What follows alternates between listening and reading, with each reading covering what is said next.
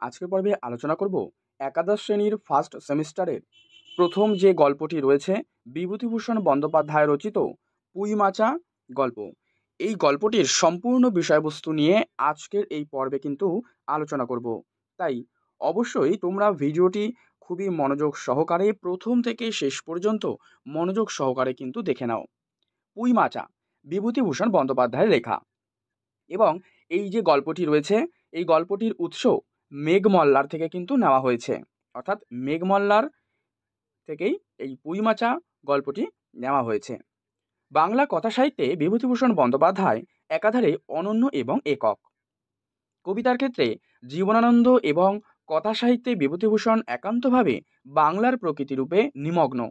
অবশ্য আধুনিককালের জটিল জীবনবোধ জীবনানন্দকে যেভাবে আলোড়িত করেছিল, বিভূতিভূষণ কোনো দুর্গেয় কৌশলে এড়িয়ে যেতেও পেরেছিলেন।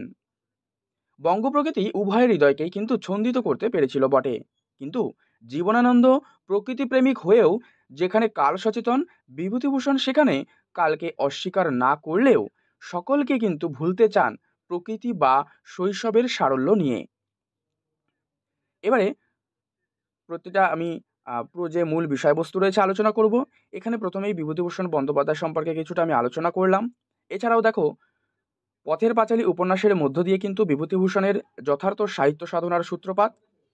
এরপর তার যে উপন্যাসগুলো রয়েছে, যেমন ধরো অপরাজিত রয়েছে, চাঁদের পাহাড়, আদর্শ হিন্দু হোটেল। দেখো, এবারে তোমাদের প্রথমেই বললাম পুঁইমাচা গল্পটির উৎস মেঘমল্লার থেকে। এবারে এই গল্পটির মূল বিষয়বস্তু আলোচনা করছি, এবং স্ক্রিনে তোমরা এর যে বিষয়বস্তুটি রয়েছে তোমরা কিন্তু দেখতে পাবে। তো দেখো, মূল বিষয়বস্তুগুলো আমি এখানে পয়েন্ট করে দিয়েছি।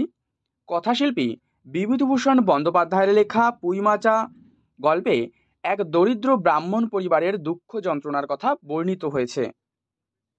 সহায় হরি চাটুর্যে এই ব্রাহ্মণ পরিবারের অসহায় কর্তা, অর্থাৎ এই যে সহায় হরি আমি নামটা বললাম, এগুলো তোমরা কিন্তু মনে রাখবে, ঠিক আছে? সহায় হরি চাটুর্যে এই ব্রাহ্মণ পরিবারের কিন্তু অসহায় কর্তা। তাহলে প্রশ্ন, ব্রাহ্মণ পরিবারের অসহায় কর্তা কে? বা ব্রাহ্মণ পরিবারের কর্তা হলেন সহায় হরি চাটুর্যে। তার মেয়েদের নাম খেন্তি, পুটি এবং রাধি। ঠিক আছে, এই নামগুলো অবশ্যই তোমরা কিন্তু মনে রাখার চেষ্টা করবে, কারণ এইগুলো তোমাদের এমসিকিউ প্রশ্নের ক্ষেত্রে খুবই গুরুত্বপূর্ণ। তাহলে প্রশ্ন, সহায় হরি চাটুর্যের মেয়েদের নাম কি? উত্তর, খেন্তি, পুটি এবং রাধি। মেয়েদের ঠিকমতো ভরণ পোষণ করার ক্ষমতা সহায় হরির নেই, অর্থাৎ এই যে তার 3 মেয়ে রয়েছে, সেই মেয়েদের কিন্তু ভরণ পোষণ করার ক্ষমতা সহায় হরির ঠিকমতো ছিল না, কারণ সে এতটাই দরিদ্র। প্রথমেই কিন্তু আমরা এটা পেয়ে গিয়েছি। মানুষের কাছ থেকে এইটা ওটা চেয়ে চিনতে এনে তিনি মেয়েদের খাওয়াতে চান। তাহলে কে চেয়ে চিনতে আনে মানুষের কাছ থেকে? সে হচ্ছে সহায় হরি, কারণ সে অসহায় একজন কর্তা। কিন্তু তার স্ত্রী, অর্থাৎ কার স্ত্রীর কথা বলা হচ্ছে এখানে? এখানে কিন্তু সহায় হরির স্ত্রীর কথা বলা হচ্ছে। সহায় হরির স্ত্রীর নাম কিন্তু অন্নপূর্ণা। ঠিক আছে, সহায় হরির স্ত্রীর নাম অন্নপূর্ণা। এটা একেবারেই কিন্তু পছন্দ করেন না। তাহলে অন্নপূর্ণা কি পছন্দ করেন না? যে সহায় হরি অর্থাৎ তার স্বামী অন্য কোনো মানুষের থেকে কোনো খাবার বা কিছু চেয়ে চিনতে নিয়ে তার মেয়েদেরকে দিক, এটা কিন্তু অন্নপূর্ণা চান না বা পছন্দ করে না। স্বামীর এই যে বেলেল্লেপনা, এটাকেই কিন্তু তিনি কঠোর ভাষায় তিরস্কার করেন। তাহলে বেলেল্লাপনা বলতে কোনটাকে বোঝানো হয়েছে? এই যে সাধারণ মানুষদের কাছ থেকে এটা ওটা জিনিস চেয়ে চিনতে আনা, এটাকেই কিন্তু বেলেল্লাপনা বলা হয়েছে। তাই তার স্ত্রী তাকে তিরস্কার করেন, মানে নানান বকাঝকা করেন, এইটা সেটা কথা বলেন। আমার মানে তার কথা হলো, হ্যাঁ, অর্থাৎ কি বলছে যে আমার জোটে খাবো, না জোটে খাবো না। এ কথা কে বলেছে? এটা তার স্ত্রী বলেছে। তার স্ত্রীর নাম কি? অন্নপূর্ণা। যে তার যদি খাবার জোটে তবে খাবে, না হলে খাবে না। তাই বলে তিনি যে মেয়েদের ভালোবাসতেন না তা নয়, মানে অন্নপূর্ণার কথা বলা হচ্ছে। অন্নপূর্ণা তার মেয়েদের খুব ভালোবাসতেন, ঠিক আছে? অন্নপূর্ণা সহায় হরির স্ত্রী। পুজো পার্বণের সময় যে করেই হোক তিনি মেয়েদের সাধ্যমতো খাওয়ানোর চেষ্টা করতেন। কোন মেয়ে কি খেতে ভালোবাসে তা তিনি জানতেন, মানে তার হচ্ছে অন্নপূর্ণার কথা বলা হয়েছে। সেই মতো জোগাড়েরও চেষ্টা চালাতেন, আর এই ব্যাপারে তার প্রচেষ্টার কোনো কার্পণ্য কখনো কিন্তু দেখা যায়নি। মানে তার মেয়েরা কি খেতে ভালোবাসতেন সেটা জোগাড়ের জন্য কিন্তু খুবই পরিমাণ চেষ্টা করেছে, তাতে কোনো কার্পণ্য কিন্তু সে করেনি। তাই এক্ষেত্রে সহায় হরি ছিলেন একটু ভিন্ন প্রকৃতির। মানে সে কেমন, এবার দেখো তার একটু চরিত্রের বর্ণনা এখানে দেওয়া রয়েছে। মানে সে কেমন ভিন্ন প্রকৃতি বলতে কি, দেখো যে সে দায়িত্ব জ্ঞানহীন এই ব্রাহ্মণ লজ্জা শরমের মাথা খেয়ে চেয়ে অপরের জিনিস বাড়িতে কিন্তু নিয়ে আসতেন। ঠিক আছে, এই জায়গাটা দেওয়া রয়েছে। তাহলে কে, সে হচ্ছে সহায় হরি। সে দায়িত্ব জ্ঞানহীন ছিল, একজন ব্রাহ্মণ মানুষ, কারণ লজ্জা শরম নেই যে যার কাছ থেকে হোক চেয়ে চিনতে অপরের জিনিস সে বাড়িতে আর কি নিয়ে আসতো। তার পিতৃবাৎসল্য এতই প্রবল ছিল যে স্ত্রীর তিরস্কারেও তিনি অবদমিত হতেন না। আর সহায় হরির আরও একটি অভ্যাস ছিল। কি অভ্যাস? মাছ ধরার অভ্যাস ছিল। এই জায়গাটা ভালো করে বুঝবে যে সহায় হরির কি অভ্যাসের কথা বলা হচ্ছে বা কিসের নেশার কথা বলা হচ্ছে। মাছ ধরার নেশার কথা কিন্তু বলা হয়েছে। এক্ষেত্রে তিনি প্রচণ্ড উৎসাহী ছিলেন। কে? সহায় হরি। কেন উৎসাহী ছিলেন? মাছ ধরার জন্য। এসব কাজে ডুবে থাকতে গিয়ে বড় মেয়ে খেন্তির বিয়ের বয়স যে উত্তীর্ণ হতে চলেছে এই ব্যাপারে তার খেয়াল ছিল না। তাহলে এখানে আমরা প্রশ্ন পেলাম বড় মেয়ের নাম কি? মানে সহায় হরির বড় মেয়ের নাম কিন্তু খেন্তি। ঠিক আছে, তাহলে মাছ ধরার নেশায় সহায় হরি এতটাই মানে উৎসাহী ছিল যে তার বড় মেয়ের যে বয়স হতে চলেছে অনেক, বা বিয়ের যে বয়স হয়েছে সে বিষয়ে কিন্তু তার কোনো খেয়াল ছিল না। এই নিয়ে তার স্ত্রী অন্নপূর্ণা তার বুকে ভর্ৎসনা করে। অভাবের সংসারে দুঃখ কষ্ট যন্ত্রণা যেন লেগেই থাকতো। আর খেন্তির একবার বিয়ের সম্বন্ধ স্থির হয়েও ভেঙে গিয়েছিল। ঠিক আছে, এই যে বিয়ের সম্বন্ধ স্থির হয়েও কিন্তু একবার ভেঙে গিয়েছিল। আর এ নিয়ে সামাজিক যন্ত্রণার অন্ত ছিল না, মানে শেষ ছিল না। সেই মেয়ে এখন 15য় পা দিয়েছে। তাহলে খেন্তির বয়স কত বলা হচ্ছে? 15। অথচ তার বিয়ের ব্যাপারে সহায়রীর গা নেই। মানে সহায়রী বুঝতেই পারছে না যে তার মেয়ের বিয়ের বয়স হয়েছে বা তাকে বিয়ে দিতে হবে, এই বিষয়ে তার কোনো কিন্তু চিন্তাই নেই।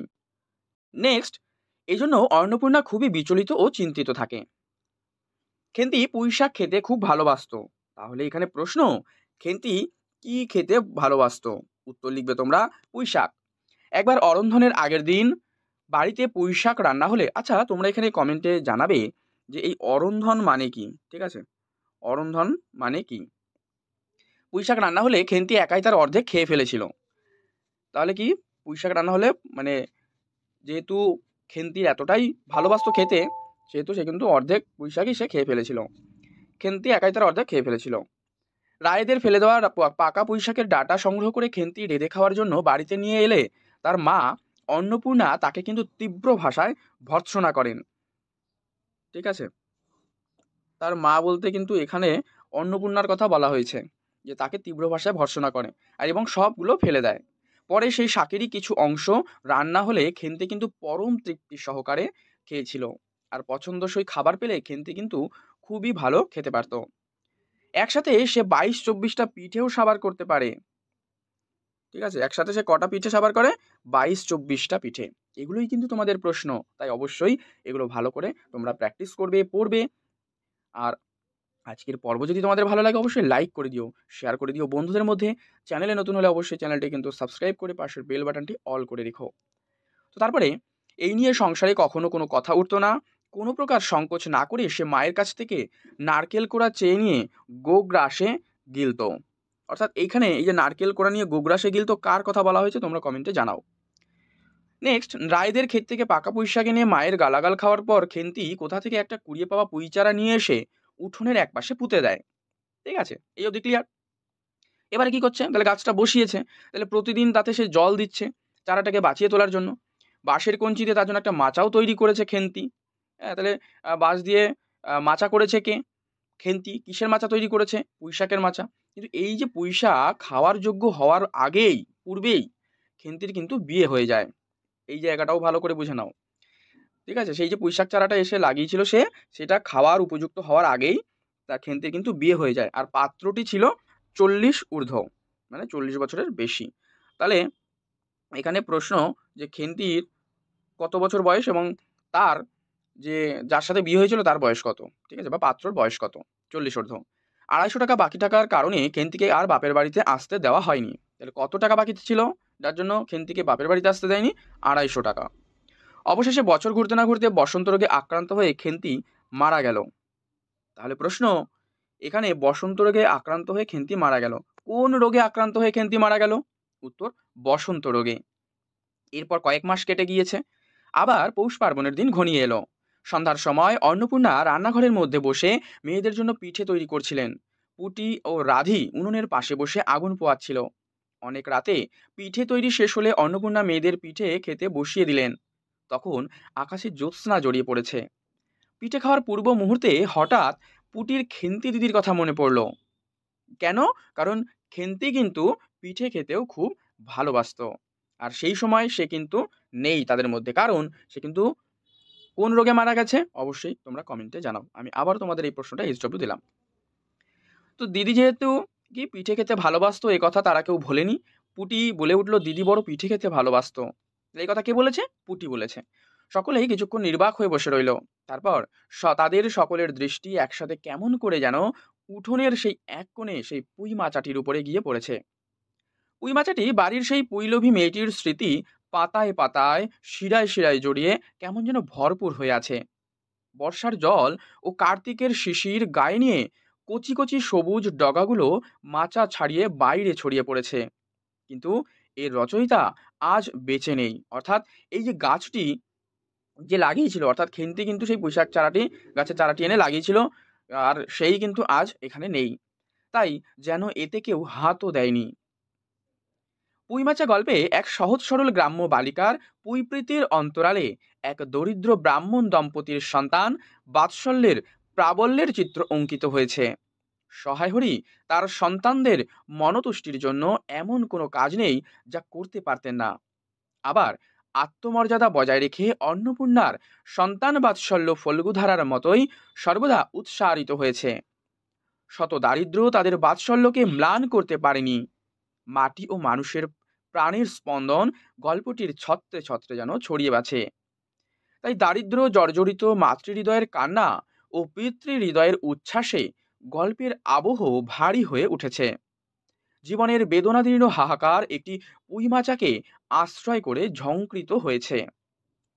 প্রিয় বন্ধুরা, এটাই ছিল তোমাদের বিভূতিভূষণ বন্দ্যোপাধ্যায়ের লেখা পুঁইমাচা গল্পের মূল বিষয়বস্তু। এখান থেকে পরবর্তী পর্বে সমস্ত প্রশ্ন উত্তরগুলো নিয়ে আলোচনা করব। এবং আজকের পর্ব ভালো লাগলে অবশ্যই লাইক করে দিও, শেয়ার করে দিও বন্ধুদের মধ্যে। চ্যানেলে নতুন হলে অবশ্যই চ্যানেলটি সাবস্ক্রাইব করে পাশের বেল বাটনটি অল করে রেখো।